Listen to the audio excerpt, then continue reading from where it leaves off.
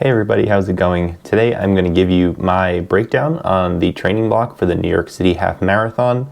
I mentioned yesterday it's going to be a 13-week training block, so I'll show you the base of it and what I'm going to use, and then the one modification that I'm going to make and how I'm going to tweak it just a little bit to fit a way that I think will just be better for me going into the race. So that's what we're going to do today, and let's dive right in.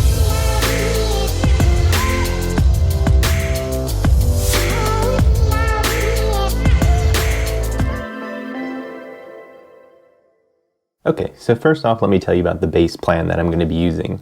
The plan I'm going to be using is the Hal Higdon plans. I used one of his ultramarathon plans back in 2018 when I actually ran my first marathon, which was actually an ultramarathon, and it was a 37-mile race.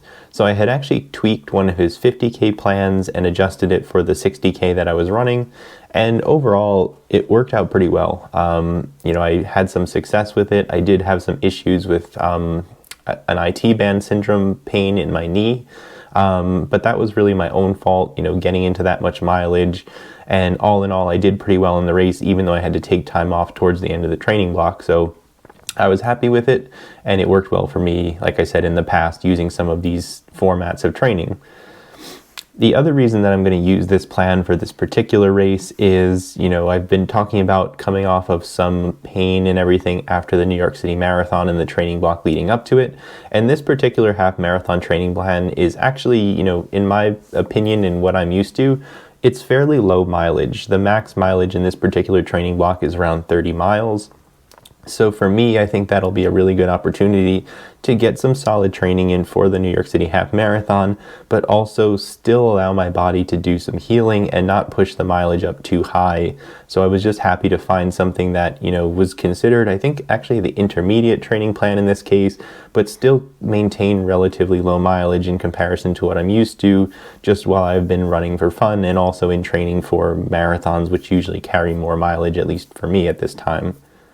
So I'll pop the original training block on now. I had mentioned yesterday this was originally a 12-week training plan, so I'll show it here. This is the training plan in miles, and then also I'll just switch over. They show it here in kilometers as well, so you can get a sense of the base mileage.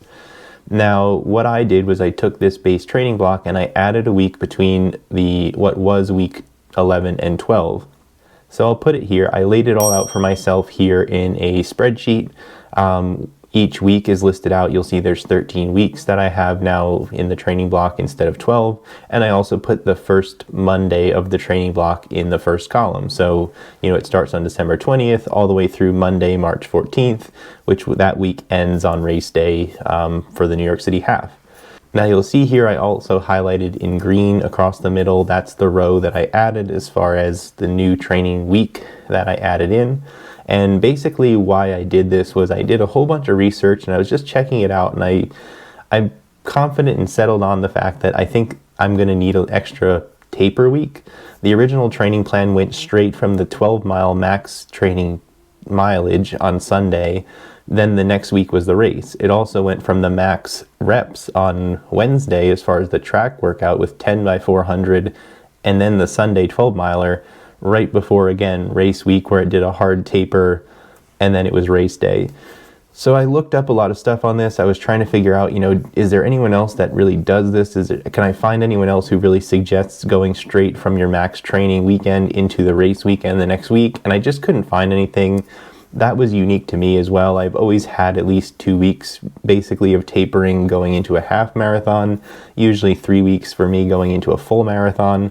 So what I decided to do was just add in a week where I had less mileage, and I could just kind of smooth out that taper curve and give me a little bit more time from the max mileage in, the week of February 28th, essentially. So I'm happy with the way it looks now. You can see I added in the total mileage as well. It's a pretty smooth roller coaster where, it goes from 17, 18 down to 13 because of a little race week, then 20, 22, 18 because of another race, 23, 27, down to 22 again because of another little race week, 29, 30, and then down to 21, and then 9.5 miles before the actual race. So I think it's a little bit smoother. I think it'll be a great build up for the race, you know, for me and where I am and how I've been feeling and just along with my body. And, you know, this is the plan I'm going to ultimately follow, the one that I created here from the original base Hal Higdon plan. Now, along with the mileage, you'll see there's also a cross-training day. Again, I just felt like this was a good use for me because, again, I don't want to push the mileage up too high. So even though you see that mileage on the side, what I'll probably be doing on Mondays is going for bike rides for that allotted period of time. I guess I could do something like the elliptical in the gym, but it'll probably be a bike ride for the time, you know, shown in basically each Monday of the week. The other thing is Wednesdays, the 5x400, 6x400, those are 400-meter reps on the track.